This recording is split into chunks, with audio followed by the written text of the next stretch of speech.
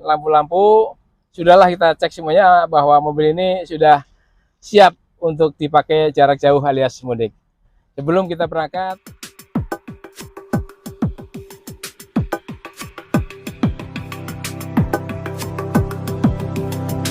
sahabat Banindo, dimanapun Anda berada, ya. Kali ini saya mau memberikan tip-tip, cara-cara bagaimana merawat kendaraan sebelum untuk dipakai di perjalanan jauh atau untuk mudik, ya.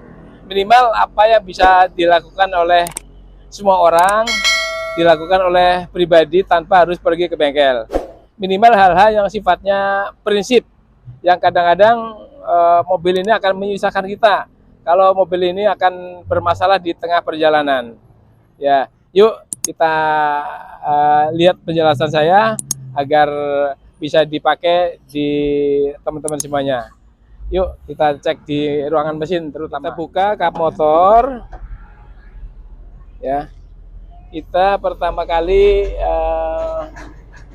lihat ini ruangan mesin ya. Ya, pertama kita lihat oli mesin dulu ya pertama ya. Ya kalau mesin pertama kali adalah oli mesin ya, olinya harus cukup ya, diganti kalau perlu, kalau udah hitam diganti ya. Ini oli mesin, kemudian oli rem, oli rem. Ini oli rem ini penting ya. Kalau oli rem kurang, ini bahaya banget. Oli rem kurang, ini bisa fatal, mengakibatkan rem tidak berfungsi atau blong. Oh ini sangat bahaya. Ini minyak rem penting ini ya. Nah, kemudian sistem pendingin ini. Sistem pendingin ini penting banget. Bukan hanya penting tapi sangat penting karena ketika terjadi kurang airnya maka akan terjadi overheat, panas. Nah, saya punya pengalaman ini. Lagi mudik, ternyata airnya habis, akhirnya mogok di jalan. Waduh, menyusahkan. Jangan sampai terjadi. Nah, untuk di pendinginan ini pertama air radiatornya kita harus cek ya. Air radiator itu harus cukup. Air harus cukup. Kemudian periksa selang-selangnya. Selang-selang ini tidak boleh rembes atau udah nggak kenyal atau keras. Kalau keras itu menandakan itu bahaya. Sebaiknya segera dilakukan penggantian ini. Ini selang ini ada selang atas, selang bawah ya di sana. Tapi ini sebagai contoh saja, ini masih layak pakai. Jadi ini kalau udah nggak layak, sebaiknya segera ganti. Kemudian periksa tanda-tanda kebocoran. Biasanya kalau radiator itu ada bercak-bercak putih, ya seperti bekas kapur atau sabun gitu. Itu menandakan bahwa ada kerembesan atau kebocoran di dalam sistem pendingin. Ini sangat penting guys, jangan sampai terlewatkan karena pendinginan ini sangat penting untuk sebuah mesin mobil, untuk terjadinya kelancaran mesin. Berikutnya kita cek saringan-saringan udara, kita pastikan ya udara ini harus bersih ya. Kita bisa bersihkan sendiri, kita copot gampang, kita bersihkan pakai udara. Kalau nggak ada kita mampir di tempat-tempat tambal angin. Berikutnya air aki. Nah, air aki ini penting nih untuk yang basah ya. Kalau kering berarti nggak perlu ada air aki. Cek, pastikan tidak boleh ada terminal kendor ya. Nggak boleh ada terminal kendor. Kalau terminal akinya kendor ini sangat bahaya karena bisa menyebabkan starter tidak terjadi atau kek tidak bisa starter. Ini nggak boleh. Untuk cek kondisi aki ini sebetulnya harus pakai alat ya. Harus pakai alat. Kalau pakai alat itu bisa ketahuan itu masih berapa persen. Tapi bagi sahabat-sahabat semuanya bisa ngecek secara manual. Sebagai contoh, starter 3 kali dengan pakai lampu beban, dengan beban lampu, kemudian di starter 3 kali. Kalau 3 kali tidak kuat starter, maka itu menandakan ciri-ciri baterai sudah mulai lemah. Ini segera diganti, karena ini sangat bahaya ketika tidak kuat starter di jalan macet atau di pertengahan jalan yang tidak ada orang. Ini sangat bahaya. Ini salah satu tip untuk di aki ya. Kemudian periksa oli gigi ya, oli gigi juga penting.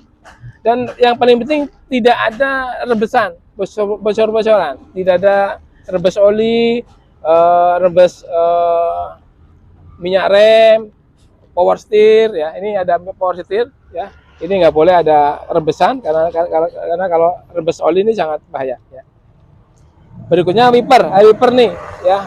Air wiper ini juga penting karena kalau pas hujan atau hujan kecil akhirnya wipernya kotor, tidak bisa melihat perjalanan jauh sehingga bahaya. Nah, ini sangat penting, air wiper harus selalu diisi ya. Nah, ini kemudian selanjutnya jangan lupa cek kaki-kaki. Kaki-kaki itu ada rem, ada tirot, ada bearing, ada laker, ada fleksibel link stabil atau pusing-pusingnya.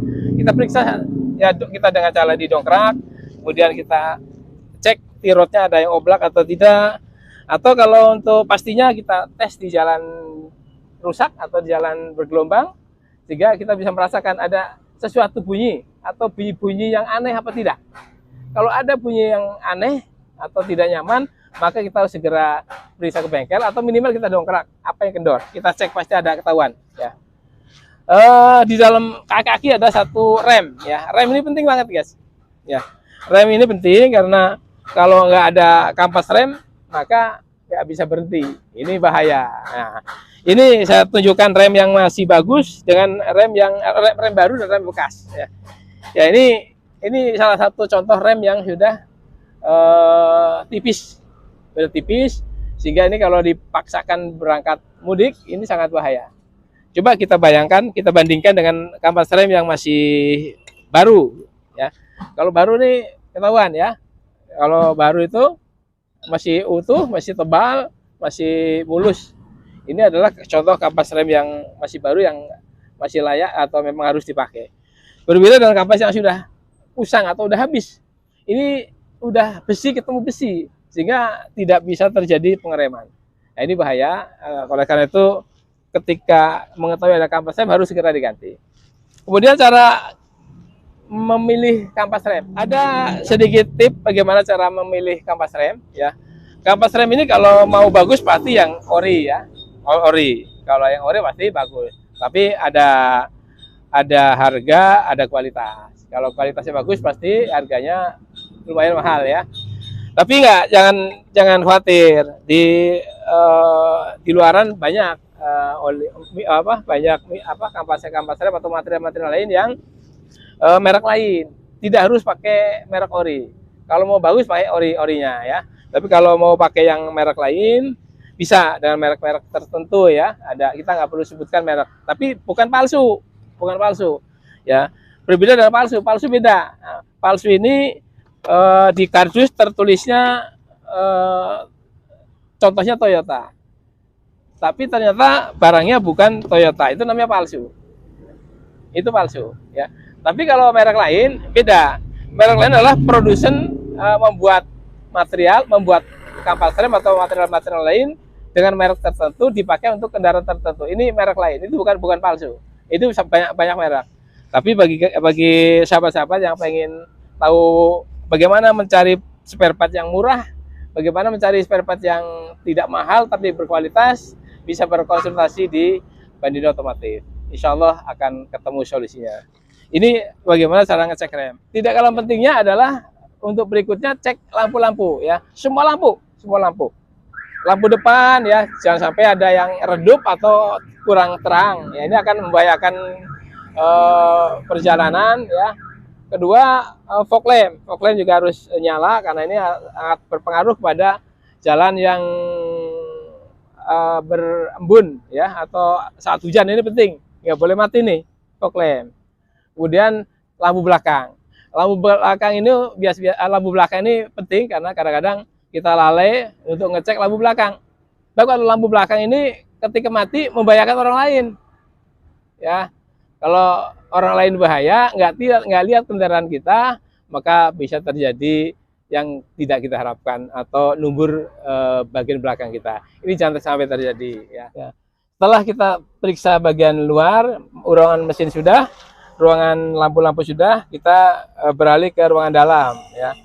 Pastikan AC normal gitu ya. AC harus normal, dingin sehingga kita nyaman saat berkendara, sehingga kita nggak terjadi kepanasan ya. Untuk AC mudah guys, ya cek ya, ada filter di sini, filter AC kita cukup mudah dibuka lacinya, di dalam itu ada filter AC, cukup kita bersihkan sendiri tanpa harus ke bengkel. Ini di AC. Nah, kemudian indikator harus normal semua supaya kita memudahkan di dalam perjalanan, baik lampu sen ataupun lampu indikator lain. Ada juga lampu interior, jangan sampai ada yang mati. Spion guys, ya spion ini. Spion itu nggak boleh ada yang samar-samar, harus jelas, ya. Baik spion samping, kanan kiri atau spion dalam, ini harus jelas. Supaya kita bisa melihat berkendara yang di belakang kita, baik yang di arah belakang lurus maupun di belakang samping. Sehingga kita ketika kita menyalip, kita jelas mobil-mobil yang ada di sekeliling kita. Jadi itu kira-kira yang perlu diperiksa. Jadi untuk mobil-mobil yang mau perjalanan jauh, jangan sampai lupa memeriksa kendaraan. Kalau kalian tidak bisa meriksa sendiri atau males lah, cukup kontak Banindo Otomotif, serahkan saja ke teknisi Banindo. Insya Allah teknisi Banindo siap memeriksa dan membantu kendaraan Anda agar siap dipakai untuk perjalanan jauh. Ya. Alhamdulillah guys, setelah kita melakukan pemeriksaan bagian luar, bagian dalam, bagian lampu-lampu, sudahlah kita cek semuanya bahwa mobil ini sudah siap untuk dipakai jarak jauh alias mudik. Sebelum kita berangkat, ya, marilah kita berdoa agar di perjalanan kita dilindungi oleh Allah Subhanahu wa taala. Bismillahirrahmanirrahim. La haula wala quwata illa billahil aliyyil azim. Subhanalladzi sakhkhara lana hadza wa ma kunna lahu muqrinin wa inna ila rabbina lamunqalibun. Wassalamualaikum warahmatullahi wabarakatuh.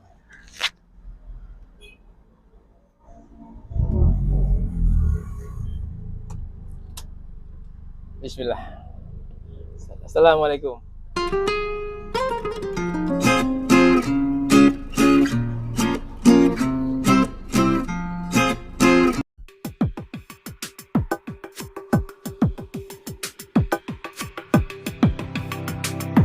Halo, selamat siang saudara Banindo Otomotif dimanapun Anda berada. Ya.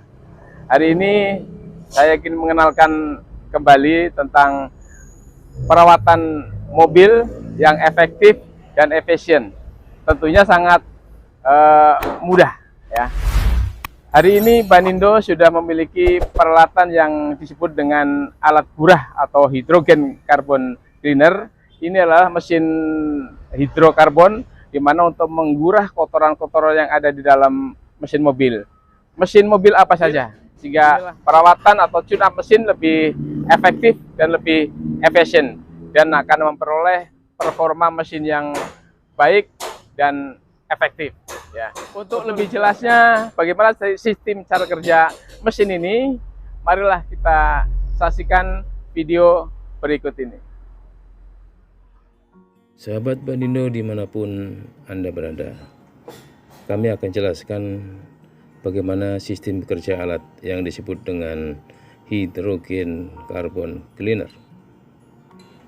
Alat ini berfungsi untuk membersihkan ruang bakar di semua jenis kendaraan, baik kendaraan kecil maupun kendaraan besar, bahkan kapal sekalipun.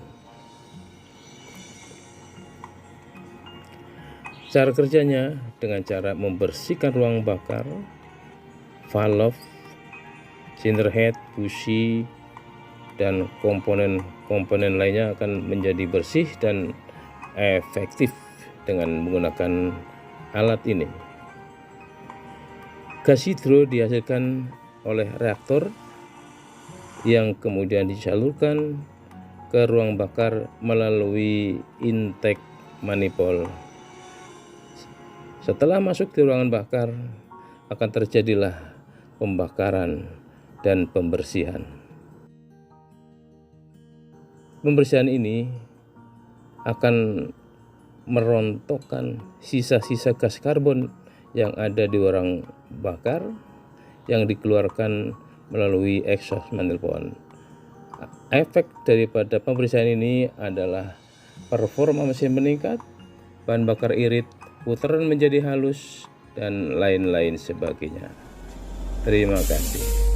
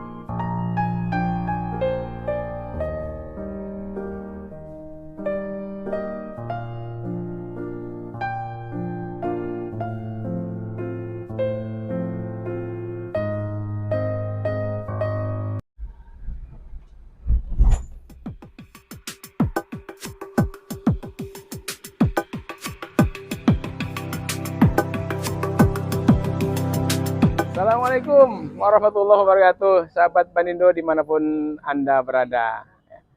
Hari ini saya mau berbagi tips tentang roda dan kaki-kaki, termasuk bearing di dalamnya. Ya, perlu diketahui ya oleh sahabat-sahabat semuanya bahwa mobil-mobil sekarang umumnya adalah mobil city car yang laris di pasaran, di mana city car ini adalah diperuntukkan untuk di daerah dalam kota.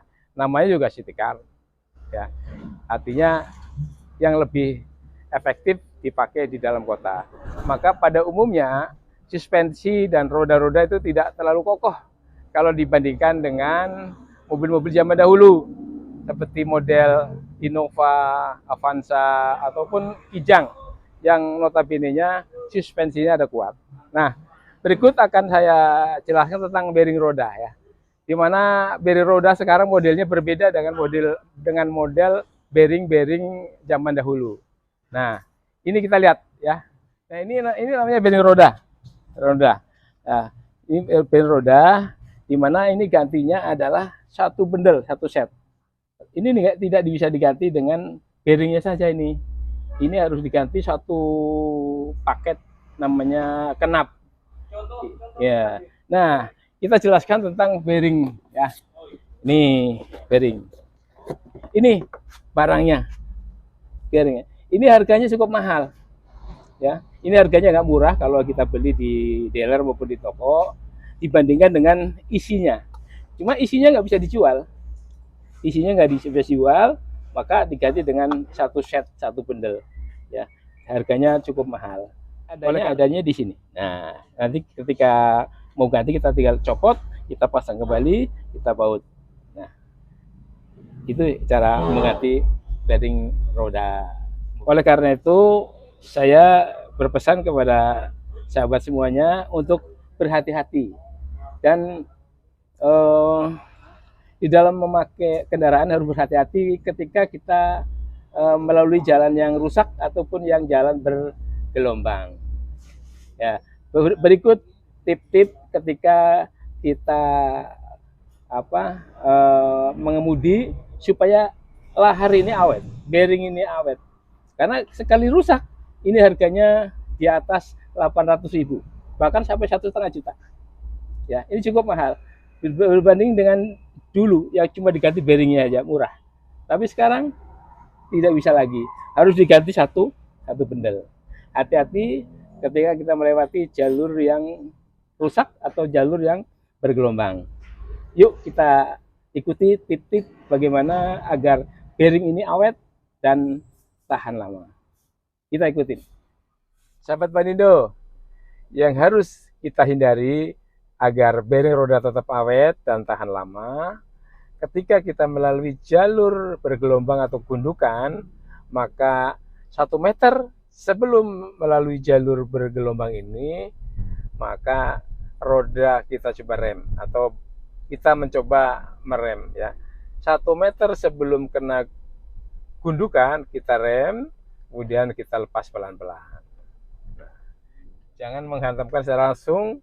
Nah, ini akan mengakibatkan roda cepat rusak atau lahar cepat rontok.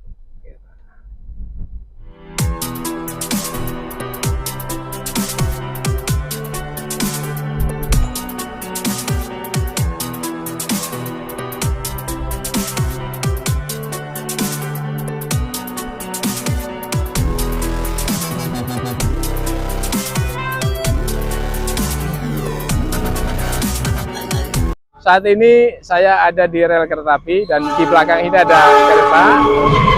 Ya. Ya.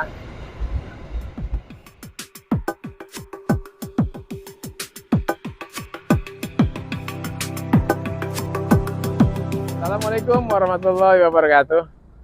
Hari ini saya ada di jalur rel kereta api. Tapi nggak bahaya karena ini bukan jalur-jalur rawan. Kali ini saya ingin berbagi tips, berbagi pengalaman, ya, agar teman-teman pengemudi atau pengendara mobil ketika lewat di jalur rel kereta api selamat, aman, dan terkendali. Ya. Oleh karena itu, nanti coba lihat penjelasan-penjelasan saya nanti ketika kita melalui atau melewati perlintasan kereta api ketika kita berkendara. Nah, perlu dijelaskan di sini berdasarkan informasi petugas bahwa masih banyak pintu-pintu rel kereta api yang tidak berpalang atau pintu rel kereta api yang tidak ada palang pintu.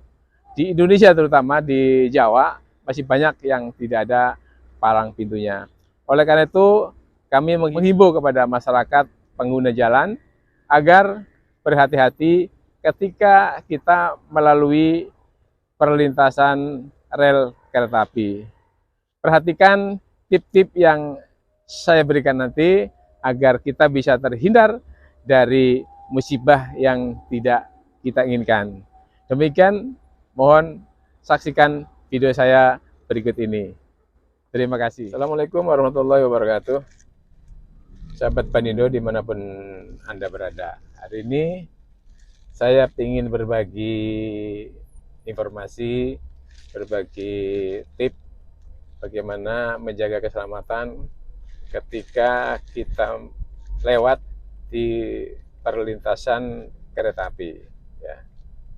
Perlu diketahui bahwa di Indonesia masih banyak perlintasan kereta api yang belum memiliki pintu, atau bahkan ada pintu tapi orangnya cenderung nyerobot, atau memang betul-betul nggak ada palang pintu. Ya. Atau ada palang pintunya tapi rusak, bisa jadi terjadi begitu. Nah, jadi saya hanya ingin membagi pengalaman agar kita betul-betul hati-hati agar selamat bagaimana berkendara jika kita melewati di perlintasan kereta api. Banyak kejadian-kejadian karena memang kita kurang hati-hati. Umumnya ketika kita berkendara di jalan raya biasanya memakai gigi tinggi lah, kalau nggak gigi 3, gigi 4, atau bahkan gigi 2. Nah, kejadian mati mesin di kereta api itu karena posisi gigi di gigi tinggi atau gigi 3. Nah, karena biasanya ketika kita melalui rel, biasa kan kita berhenti tuh. Nah, ketika kita berhenti, lupa ngoper ke gigi yang lebih kecil. Nah, ketika habis berhenti, kemudian kita lupa ngoper gigi, maka terjadilah mati mesin. Nah, ketika mesin sudah mati, kereta sudah dekat. Nah, terjadilah panik di situ. Karena umumnya secara psikologi ya, ketika kita mesin mati, kereta sudah dekat, maka pikiran kita blank atau bingung, dihidupin udah susah karena udah nggak konsentrasi ya. Bahkan mungkin gigi masih masuk, mesin mati, gigi masuk, dihidupin, tambah nggak hidup. Nah ini juga terjadi. Maka itu tip ini bisa bermanfaat ketika kita sudah praktek di pintu rel kereta api ya. Nanti kita akan lewat di pintu rel, bagaimana ketika kita sudah mendekati harus memakai gigi kecil atau gigi yang besar. Jadi saran saya, ketika kita sudah mendekati rel kereta api, berhenti dulu ya, dan tetap menjaga jarak antara kendaraan di depannya, karena biasanya kan di rel kan macet atau ada beberapa berbarengan mobil lewat perlintasan. Nah, kita kadang-kadang mepet. Nah, kita harus jaga jarak supaya kita bisa ancang-ancang ketika mobil itu sudah lewat, kemudian kita baru melewati rel kereta api tersebut. Oleh karena itu betul-betul konsentrasi di itu dibutuhkan ya.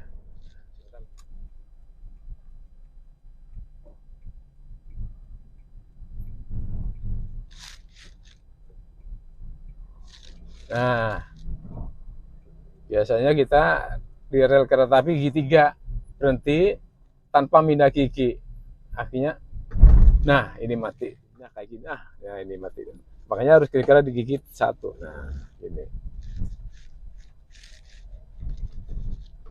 nah ini yang aman. Jadi setiap kita lewat jalur kereta api harus rogi 1 untuk menghindari mesin itu mati. Nah, jadi biasanya mesin dalam posisi gigi 3, kemudian gini ya, gigi 3 habis berhenti kita gigit tanpa robah, kita gas. Nah ini mati. Inilah ketika sudah gini kita, kereta udah dekat, itulah terjadilah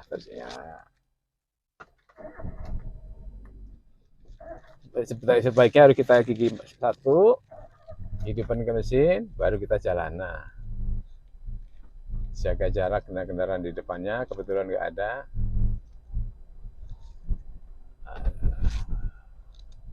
Nah, kalau gigi 1 nggak mati nih.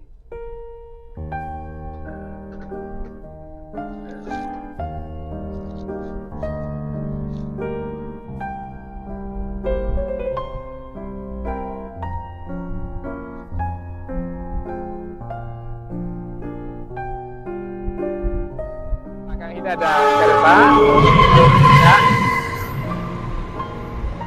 ya.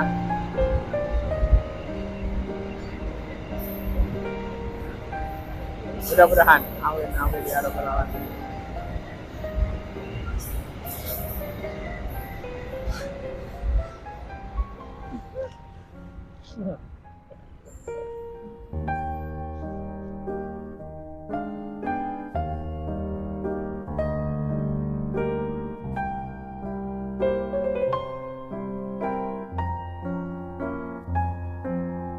Nah, ini filter AC ya.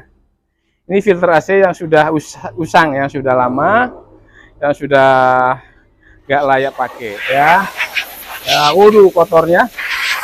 Nah,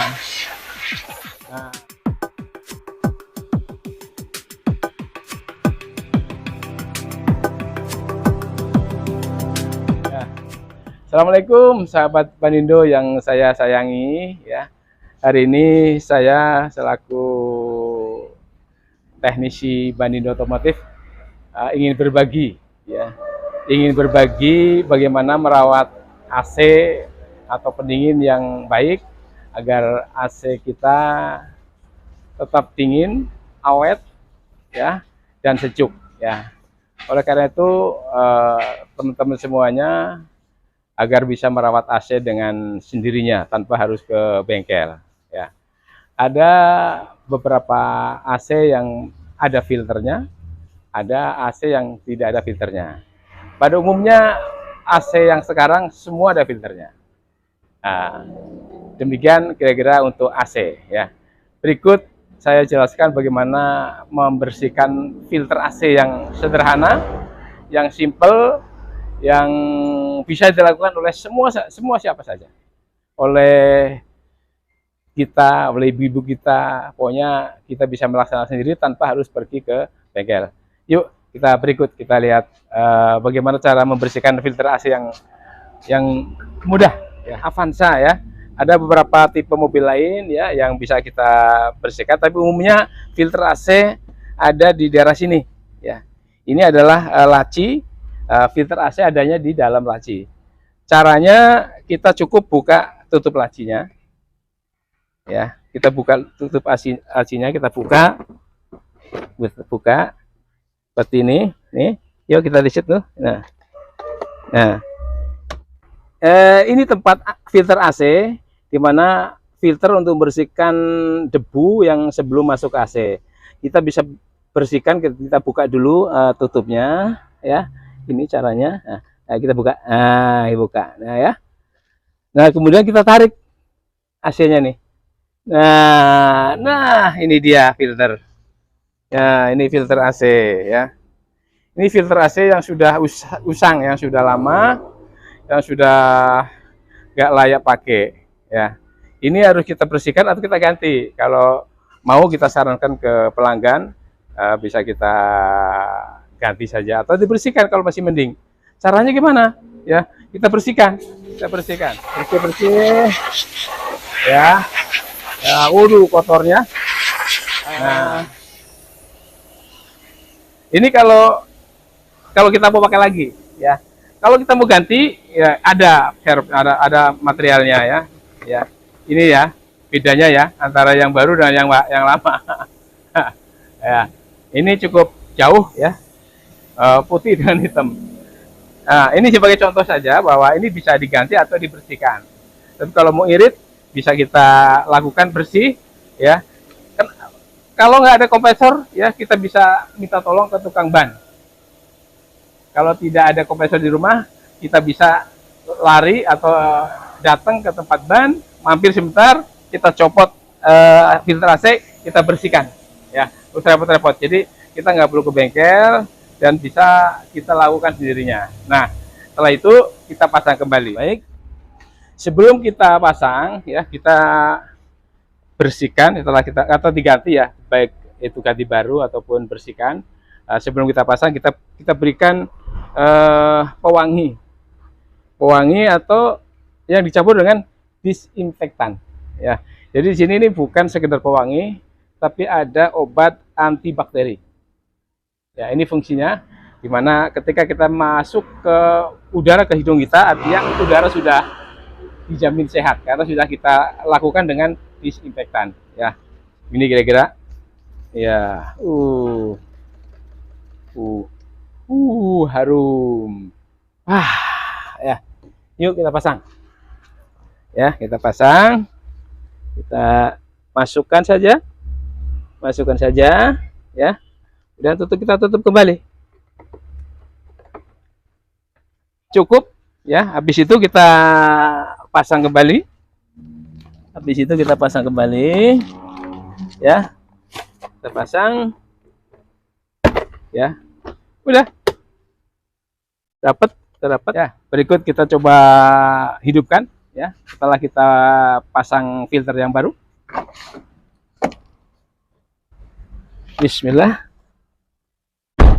kita coba hidupkan mesin ya, kemudian kita hidupkan AC. Harum, segar dan wangi, dan tentunya sehat karena sudah diberikan disinfektan. Nah, demikian tip bagaimana membersihkan filter AC sendiri tanpa harus ke bengkel ya, dan tentunya sederhana dan bisa dilakukan oleh siapa saja. Selamat mencoba dan sampai jumpa. Banindo Otomotif. barcode ya. Kita perhatikan akan berwarna merah. Nah, ya, itu yang tadinya putih sekarang berwarna merah. Itu ciri atau tanda bahwa oli ini adalah oli yang asli.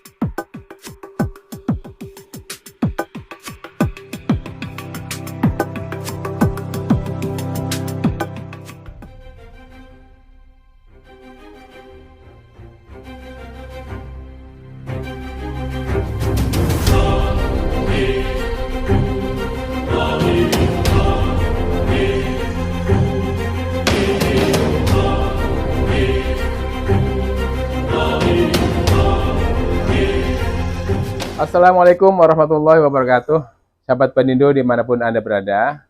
Perkenalkan saya Bani, pemilik Banindo Otomotif Serang, Banten. Ya. Perlu teman-teman ketahui bahwa oli merupakan komponen yang penting untuk sebuah kendaraan, di mana oli ini adalah sangat penting untuk berfungsinya komponen mobil atau motor, karena itulah oli membutuhkan spesifikasi yang unik, spesifikasi yang bagus untuk bisa merawat kendaraan kita. Oleh karena itu kita harus tahu bagaimana mengenal oli yang bagus dan oli yang tidak bagus, atau oli yang palsu atau oli yang tidak direkomendasi. Saya mau jelaskan beberapa tipe oli atau bagaimana mengenal oli yang asli dan oli yang palsu. Kebetulan ada di belakang saya ini adalah banyak merek oli, ya. Ada oli produk-produk, ya. Saya sebutkan merek saja nggak apa-apa, ya. Ada oli Shell, oli Castrol, oli Motul, dan oli-oli yang dikeluarkan dari dealer, ya. Saya hanya menyebutkan salah satu merek oli yang ada, yang secara fair menyampaikan bagaimana mengecek oli yang asli dan oli yang palsu atau tidak recommended. Karena mereka sudah mengeluarkan aplikasi bagaimana cara mengetes oli yang benar, bahwa itu betul-betul oli yang asli. Berikut kita lihat bagaimana mengecek oli yang baik, oli yang benar, sesuai dengan spesifikasi yang dianjurkan oleh pabrik. Yuk kita lihat bagaimana cara mengecek oli Shell. Berikut saya sampaikan tentang ngecek oli secara manual atau secara konvensional. Ini khususnya untuk oli Shell ya. Kita perhatikan nomor yang ada di barcode, barcode. Kita perhatikan nomornya. Sekarang kita lihat itu warnanya putih, ya.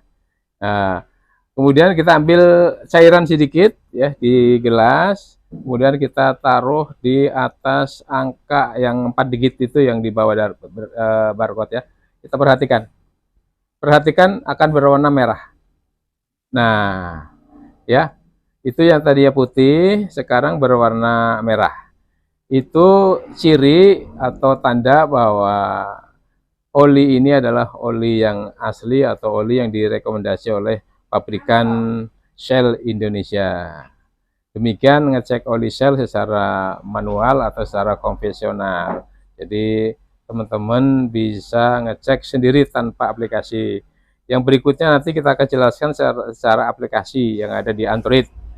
Ya, kita nyoba satu lagi ya untuk memastikan apakah betul-betul ini adalah oli asli atau palsu. Kita buktikan sekali lagi. Kita fokus di angka 4 digit di bawah barcode. Coba lihat. Putih kita air menjadi warna merah.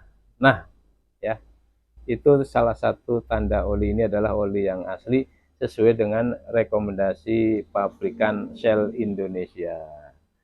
Demikian sahabatku, kita berikut akan cek secara sistem. Halo guys, berikut ini adalah mengecek atau memeriksa oli yang asli atau palsu. Khususnya ini adalah oli merek Shell Indonesia atau Shell. Karena kebetulan yang ada di aplikasi di saya adalah merek oli Shell. Berikut ini adalah bagaimana cara mengecek oli palsu ataupun asli melalui aplikasi yang disiapkan oleh Shell. Berikut ini adalah kita coba klik aplikasinya. Nah, di layar pertama adalah banyak sekali program-program yang ada di layar utama. Ada promosi-promosi sale, program-program sale, ataupun paket-paket yang diberikan oleh sel untuk para pengguna oli sel itu sendiri atau para eh, reseller atau dealer sel. Nah, salah satu yang ada di halaman ini adalah barcode atau code untuk men-scan bagaimana ini untuk mengetahui oli palsu ataupun oli ini asli ya. Berikut adalah kita coba scan salah satu produk sel. Ya, kebetulan ini adalah sel kuning atau sel HX5. Nah, pertama kita buka aplikasinya, kita barcode, kita buka ya. Ini segelnya. Kita buka segelnya. Kita buka ya. Kita lihat barcode-nya. Kemudian kita scan.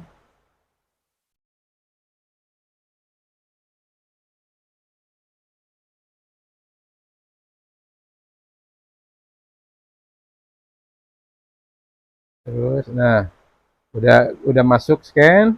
Ini kemudian kita lanjut, kita klik lanjut. Kemudian kita masukkan nomor polisi setelah kita ganti oli 1749BN. Ya, sebagai contoh ya. Kemudian kita klik kirim. Klik kirim. Kita tunggu sebentar. Nah, ini menunjukkan bahwa oli ini adalah oli asli karena dinyatakan sukses scan. Ya, ini berarti oli ini sudah dinyatakan oli asli karena dinyatakan sukses. Demikian bagaimana cara mengecek oli asli menggunakan aplikasi yang punya Shell Indonesia. Nanti kita akan jelaskan bagaimana mengecek oli lain, bagaimana cara mengecek oli yang asli maupun oli palsu, walaupun tidak menggunakan aplikasi Android. Bisa dengan cara konvensional atau dengan cara manual. Demikian guys, terima kasih. Wassalamualaikum warahmatullahi wabarakatuh.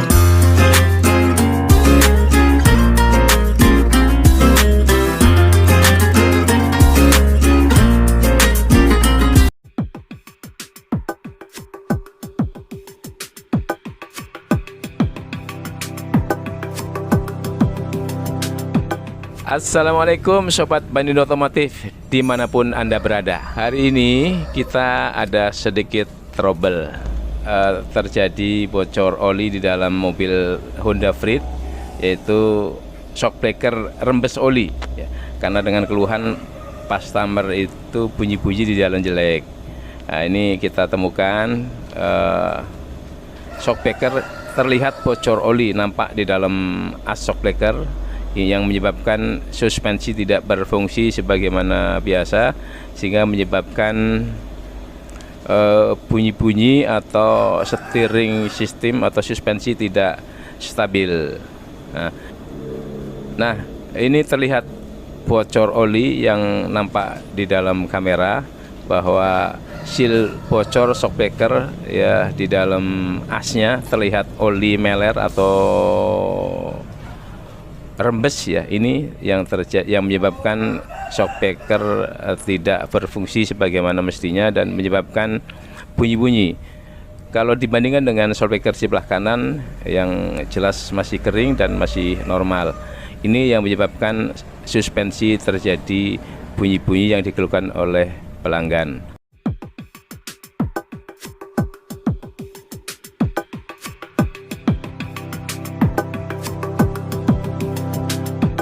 Assalamualaikum Sobat Bandindo Otomotif dimanapun Anda berada. Hari ini kita ada sedikit trouble, terjadi bocor oli di dalam mobil Honda Freed, yaitu shock breaker rembes oli ya.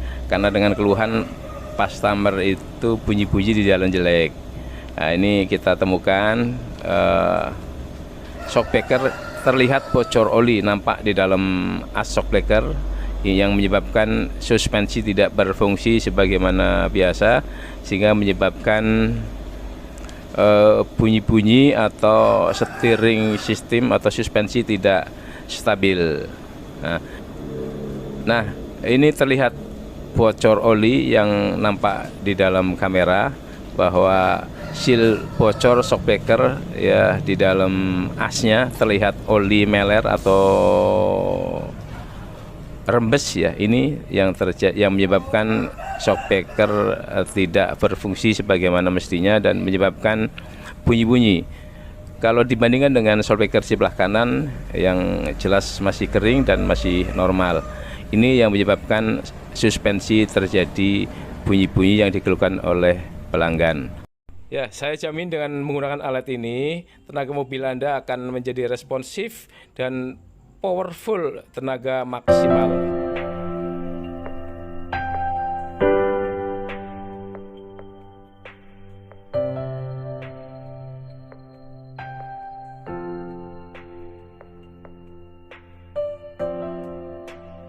Halo, salam otomotif. Saya perkenalkan ya, nama saya Bani ya, pemilik bengkel Bandindo Otomotif yang beralamat di daerah Keramat Watu, Serang, Banten ya. Hari ini saya mencoba memperkenalkan salah satu tool atau alat yang kami gunakan untuk melakukan perawatan mobil, yaitu adalah hydrocarbon clean. Ya, inilah yang namanya hydrocarbon cleaner ya. Dimana alat ini adalah alat untuk membuat ruang bakar mobil Anda jadi bersih seperti semula, sehingga tenaga yang dibutuhkan di mobil akan mencapai maksimum. Apa yang dikerjakan oleh alat ini? Salah satunya adalah membersihkan ruang bakar, ruangan manifold, ruangan knalpot, dan ruang katalis. Jadi intinya semua sensor-sensor yang ada di dalam mobil akan bersih dengan menggunakan ini. Setelah semua alat bersih dinyatakan bersih, maka ECU akan mengontrol bahan bakar dengan sempurna, maka akan menghasilkan tenaga mobil yang maksimal, sehingga power akan kembali normal seperti semula. Saya percaya bahwa alat ini sangat bermanfaat ya buat pengguna mobil, karena nanti semakin banyak semakin orang membutuhkan alat ini, karena ini sangat dibutuhkan bagi teknisi terutama ya, teknisi profesional akan menggunakan alat ini, karena alat ini belum banyak di pasaran. Saya sarankan kembali kepada para calon pelanggan kami untuk masuk servis di Bandindo Otomotif dan dilakukan pembersihan karbon clean di tempat kami. Ya, saya jamin dengan menggunakan alat ini, tenaga mobil Anda akan menjadi responsif dan powerful. Kan bisa saja anak-anak itu membuka seperti ini ya. Nah, memainkan ininya, terus kemudian memainkan ininya juga. Nah, disinilah fungsi child lock tersebut.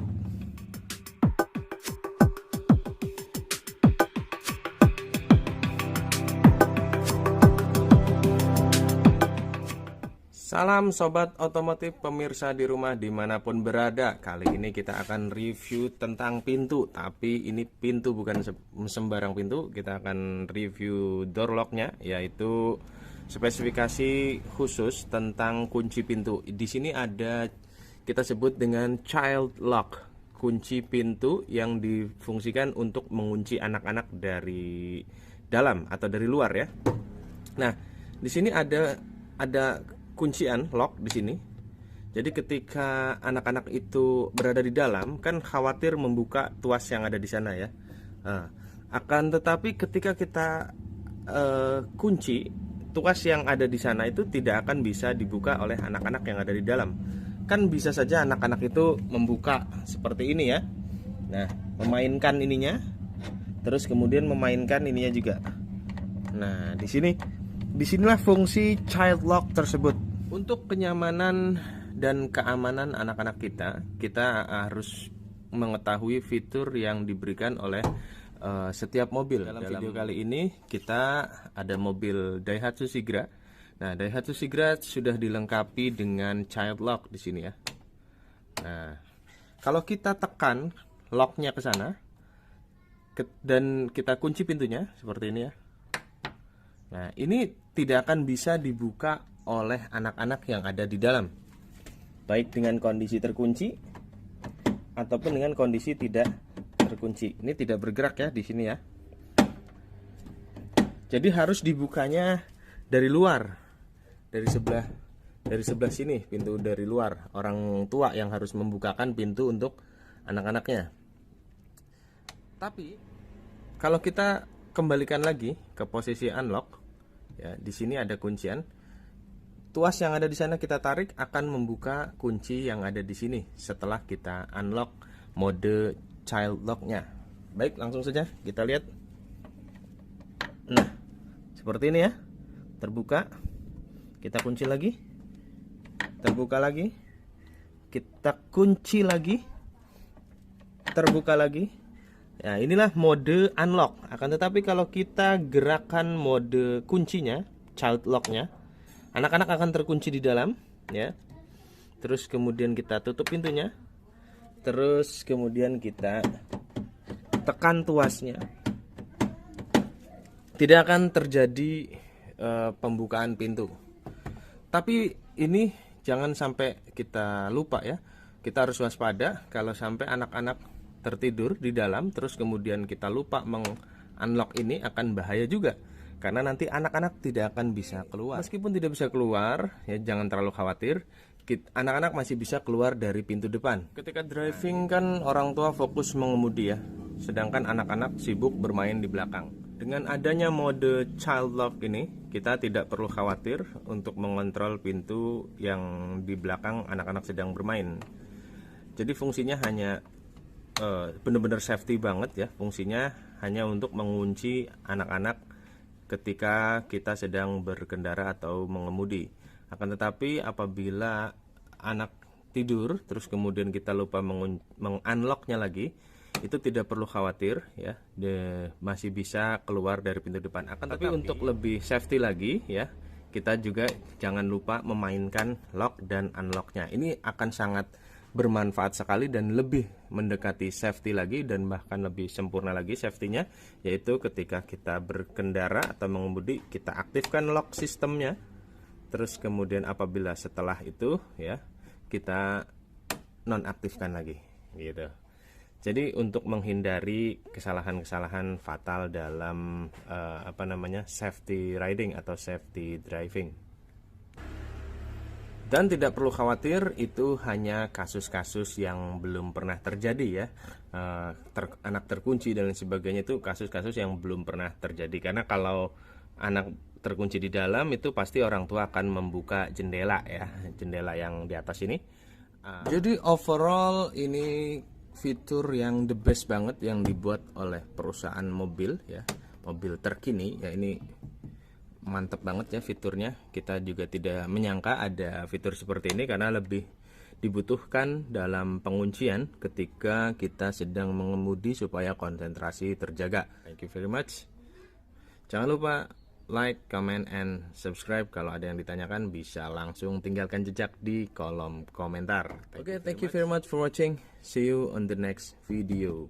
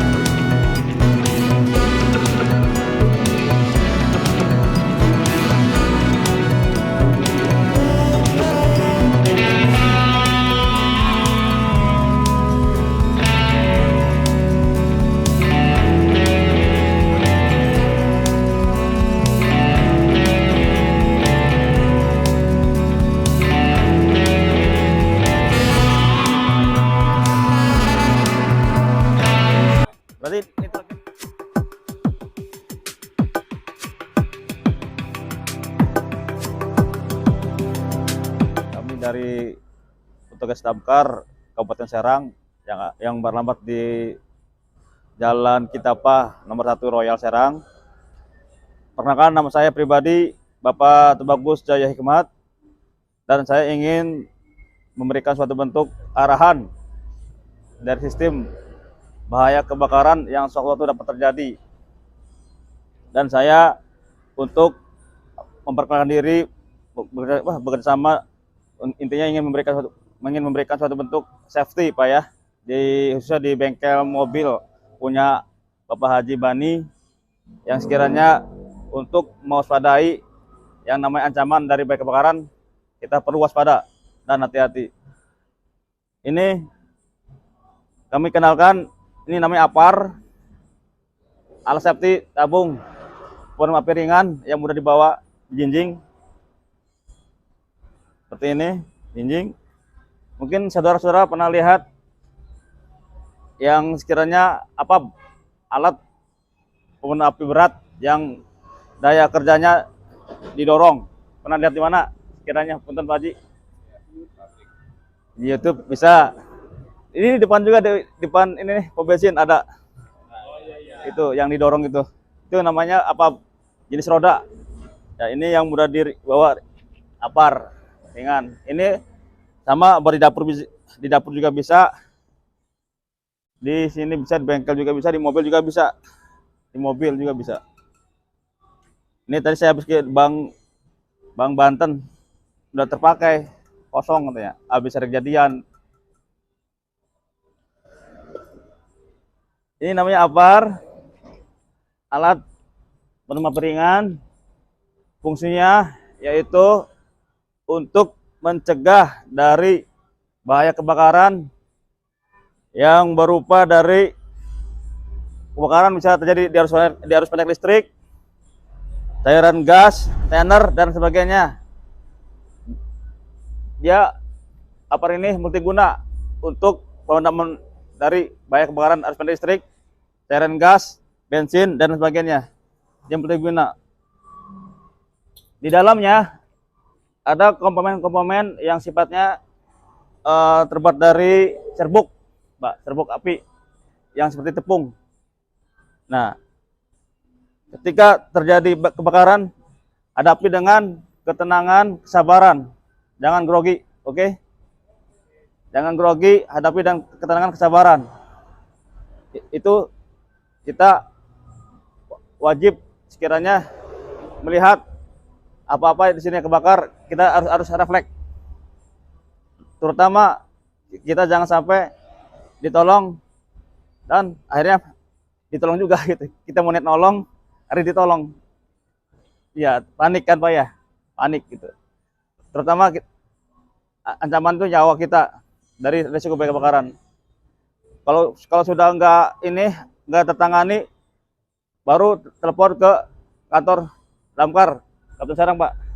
Nomor teleponnya 0254 200 113 200 113. Itu Kabupaten Serang. Belum ada, Pak. Nanti saya berikan, Pak. Oke, sampai di sini sekiranya yang ingin ditanyakan sebelum kita simulasi. Caranya. Baik, terima kasih Pak Haji. Tadi disiapkan di atas ya. Maaf Pak Haji. Ini cara pengambilan satu begini, dimiringkan ya. Lalu refleks aja. Refleks jarak. Ini pen, pengunci cabut, tangan kanan ke bawah, tangan kiri kunci selang. Arahkan ke titik sumber api. Ini fungsinya jarak tembak antara 3-4 meter, paling maksimal 5 meter. Ini dry chemical powder, Pak Haji. Dry chemical powder, tepung kimia kering. Ya, sejenis tepung. Baik, saudara ada yang ditanyakan, silakan. Cukup. Terima kasih. Kalau untuk pencegahan supaya nggak terjadi pembekuan 1 bulan, maksimal 2 minggu sekali Pak, di bolak-balik untuk pencegahan pembekuan Pak. Dibolak-balik aja. Gini. Gini lagi. Ya kurang lebih 1 menit lah. Untuk memperlambat pembekuan, Pak. Kalau untuk yang jenis busa Nggak perlu. Untuk jenis busa. Nanti ini kasih jarak ya, jangan di depan. Khawatir ini takut lepas karena dagu kita. Takut nitrogennya tekanan tinggi. Ini dia pakai nitrogen, pakai ampere. Tarik ini, terus tangan kanan ini bawa, tangan kiri ke selang. Arahkan ke titik berapi. Nanti sebenarnya kita main api biar enggak panik ya. Oke, yuk. Saya sabar ini selesai, silakan Pak. Kita akhiri. kita coba praktekkan. Kita akhiri di sini. Assalamualaikum warahmatullahi wabarakatuh. Kita langsung praktek saja. Yuk, mau pakai bensin dulu. Pakai bensin. Bakar dulu Pak. Ini.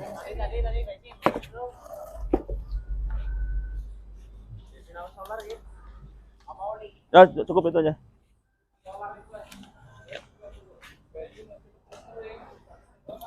Kalau solar lama,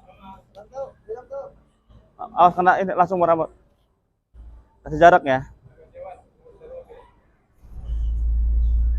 Jangan dekat mobil. Up. Yuk silakan yang mau nyoba. Siapa dulu?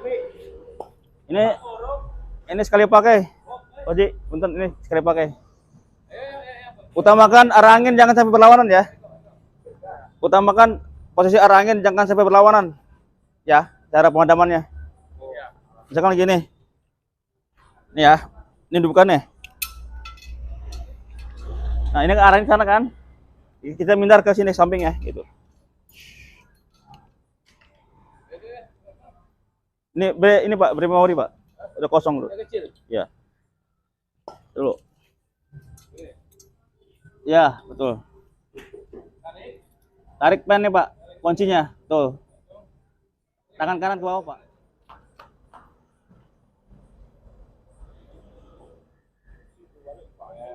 Oke.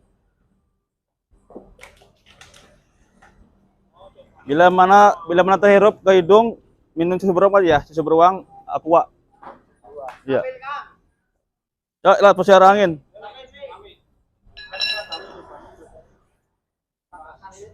Ya. Tangan kanan, oke. Oke, baik. Arah angin lihat.